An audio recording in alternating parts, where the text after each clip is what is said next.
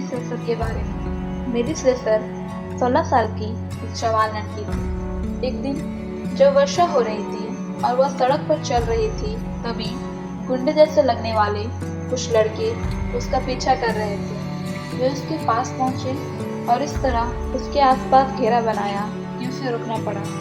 उन लड़कों का नेता आगे आया। उसके हाथ में एक लंबी डोरी थी जिसके छोर पर शीशे का पिंड लगा हुआ था। हवा भी मानो इस ललकार से रुक गई। वह लड़का अपने सिर के चारों ओर डोरी पर लगे शीशे का पिंड घुमा रहा था। उसके डोरी लहराने का घेरा बढ़ता गया और उसने लड़की को धमकी दी, तुम रविवार की पाठशाला में पढ़ाने का कार्य छोड़ दो और हमें आराम दो। दूसरे लड़कों ने भी उसकी खिल्ली उड़ाई, परंतु वह जवान लड़की नहीं हटी। वह जमकर खड़ी रही और उसने उनकी धमकी का उत्तर दिया, तुम जो चाहो कर सकते हो।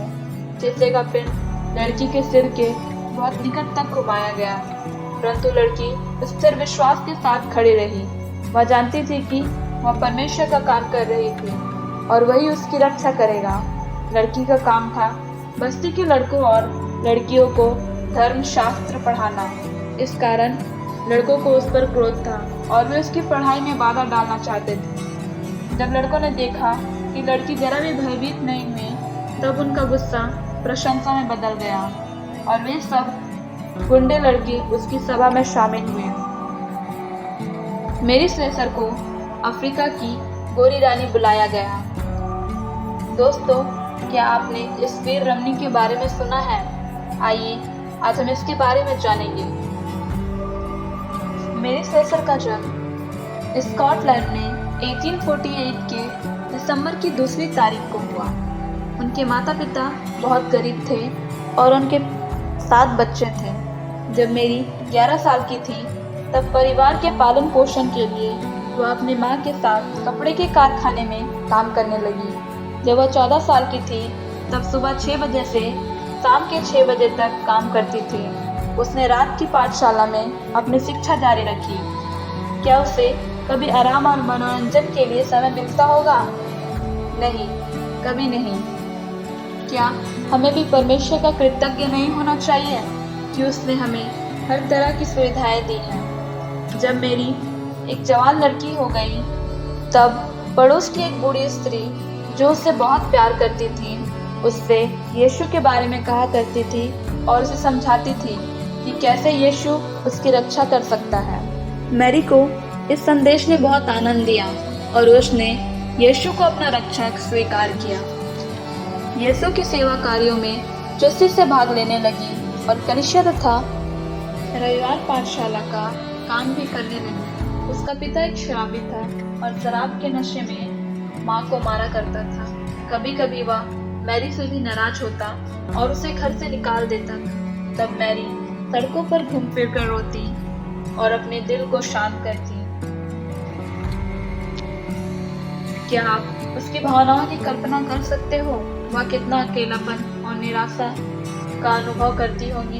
इन सब के बावजूद उसने अपने प्रभु यीशु को प्यार किया और उसी के लिए जीवन बिताने में संलग्न हुई।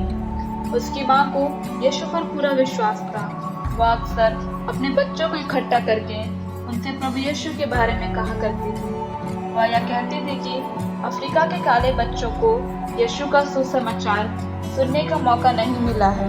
मैरी माँ की बातों को ध्यान से सुनती थी।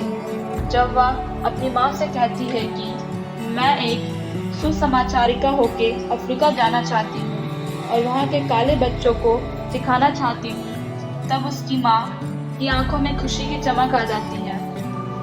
जब कभी उसे खेल का थोड़ा सा मौका मिलता, तब वो अपनी कल्पना में काले बच्चों को यीशु के बारे में सिखाने का खेल खेलती थी कि कैसे यीशु उनकी रक्षा करने में उनके स्वर्गीय पिता समान था। मैरी के सब भाई बहन अफ्रीका की हालत में दिलचस्पी रखते थे। जब सबसे बड़े भाई रॉबर्ट ने मिशनरी होके अफ्रीका जाने का निर्णय किया, तब उनकी माता बहुत आनंदित हुई, परंतु रॉबर्ट की आकस्मिक मृत्यु हुई। परिवार के पालन पोषण का भार मैरी पर पड़ा, क्योंकि जब मैरी 20-25 साल की थी, तब उसके पिता और बड़े भाई चल बसे। परिवार का पालन पोषण उसको असंभव मालूम पड़ा, पर मैरी ने जाना कि प्रभु यीशु उसके साथ है और वह अवश्य उसकी सहायता करेंगे। वह अकेली नहीं है, इस विचार ने उसे साहस दिया। दोस्तों, आज हमें भी कई ऐसी बातें हैं जो असंभव मालूम पड़ती हैं, परंतु आप सदा यह याद रखें कि प्रभु यीशु आपके साथ है और वही हमें शक्ति और साहस देकर हमेशा हमारे साथ रहते हैं। मैरी का अफ्रीका जाने का उत्साह कभी कम नहीं हुआ। वह अफ्रीका की बस्तियों और लोगों को कभी भूल नहीं सकी, पर जाने से पहले वह अपने नगर में यीशु की सेवा करती रही। मैरी की ऐसी प्रवृत्ति से हम क्या सीखते हैं? वह यह है कि जहाँ कहीं भी परमेश्वर हमें रहने देता है, वहीं हमें वफादार सेवक होकर रहना है। मैरी अपने शहर में यीशु के प्रति वफादार रही और बाद में दूसरे स्थानों में उसकी गवाही देने लगी। दोस्तों, हमें भी अपने घर में अपने व्यवहार को परखना चाहिए। हमारा काम और वचन किस प्रकार का है? हमारी प्रवृत्तियाँ यीशु को संतुष्ट करने वाली है या नहीं, यह देखना बेहद जरूरी है। एक दिन यह खबर आई कि अफ्रीका के बड़े सुसमाचारक डेविड लिविंगस्टोन की मृत्यु हुई। सबको चिंता हुई कि अब उसके स्थान कौन ले सकता है। मैरी को अपने अंदर ही अंदर मालूम था कि परमेश्वर चाहता है कि वह अफ्रीका जाए। उसकी माँ उसके इस निर्णय से खुश हुई। मैरी ने मिशन अधिकारियों को लिखा और उन्होंने उसे अफ्रीका के कलाबार स्थान की सुसमाचार की प्रचारिका के रूप में चुन लिया। कलाबार अब नाइजीरिया में है। 1876 के एक सुहाने सवेरे मेरी स्लेसर ने अफ्रीका जाने को जहाज यात्रा शुरू की। जब उसने बंदरगाह पर सब मित्रों से विदा ली, तब उनका मन उत्साह और सुंदर प्रतीक्षाओं से भर उठा। जहाज पर एक मित्र ने अफ्रीका के संबंध में सब कुछ बताया, उसके घने जंगलों, पहाड़ी, नालों आदि के बारे में भी। यह वर्णन मैरी को बहुत उत्तेजना पूर्वक मालूम पड़ा। अफ्रीका के डयूक शहर पर जहाज पहुंचा। इस शहर पर मैरी ने 4 सालों तक काम किया। वहाँ मैरी के कामों के बारे में आप क्या सोचते हो? वहाँ की भाषा सीखना, लोगों से परिचय पाना, बच्चों से मित्रता करना आदि। हाँ, मैरी ने ये सब खुशी से किया।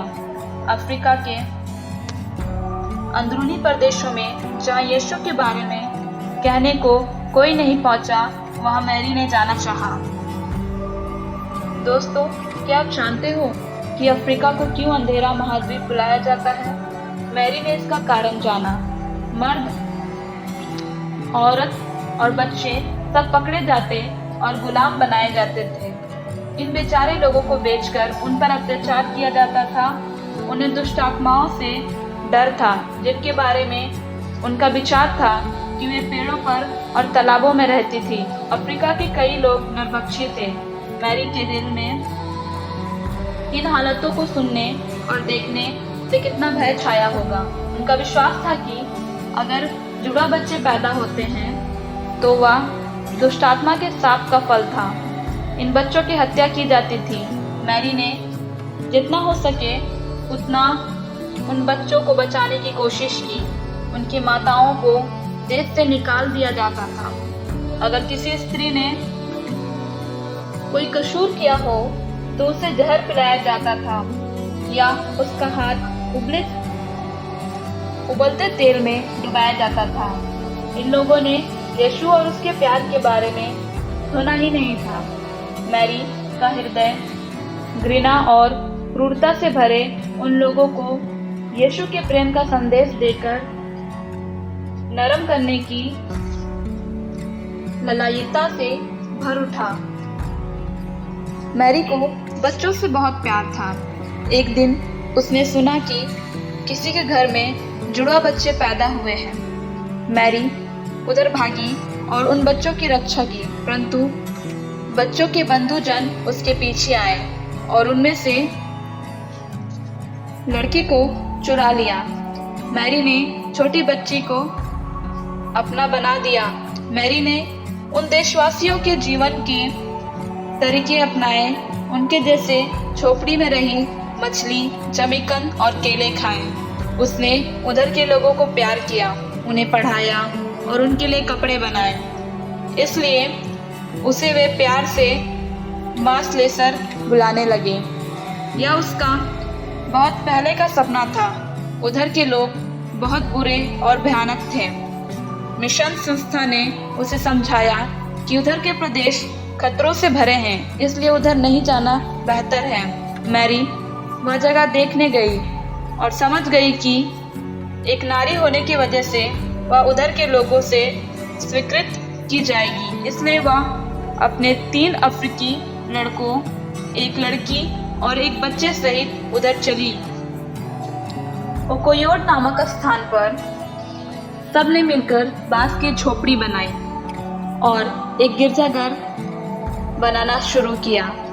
उसने उधर की स्त्रियों को खाना पकाना, सीना, पढ़ना लिखना और यीशु के बारे में बताया। कोई बाधा उसे रोक नहीं सकी। वह तन मन से यीशु की सेवा करना चाहती थी।